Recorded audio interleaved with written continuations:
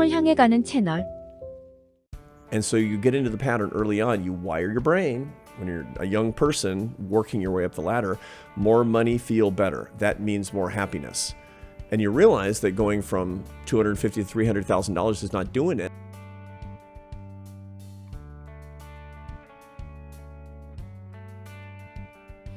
My whole model is wrong. The problem that I have, the direction that I'm going is incorrect because my model of satisfaction is wrong. Here's the model the world tells you.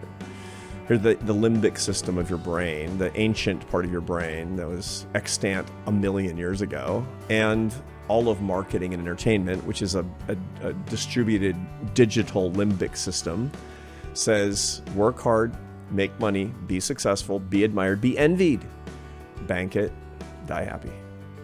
And it's wrong. And you know, in your heart, it's wrong.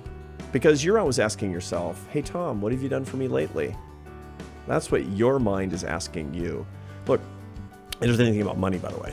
The research on money is very clear that it doesn't actually ever bring happiness. It lowers unhappiness, which are processed in different hemispheres of the brain.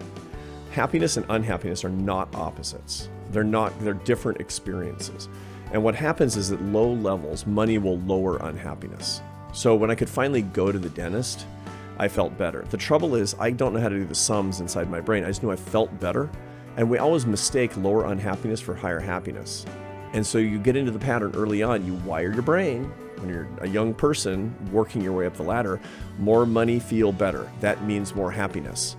And you realize that going from $250,000 to $300,000 is not doing it. That because it's not big enough jump apparently. And so you go and you go and you go and you go and you go, and you're basically just chasing a lure. It's a real tyranny. It generally speaking has to do with being in the zone of what you actually love to do and what you appreciate most in your life, when you're in line with your own values, when you're living according to your own values. So Jung would have put it this way. Carl Jung, his definition of his understanding of happiness was that you need to understand your own values, what you value, what you think is proper and correct and moral. And if you know what that is and can articulate it and live according to that, you will be happy. Do you agree with that? I think it's actually, there's a lot of truth to that.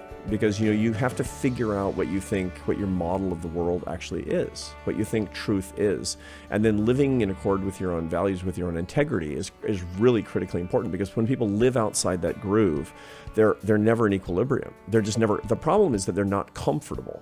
They're not comfortable in their own skin.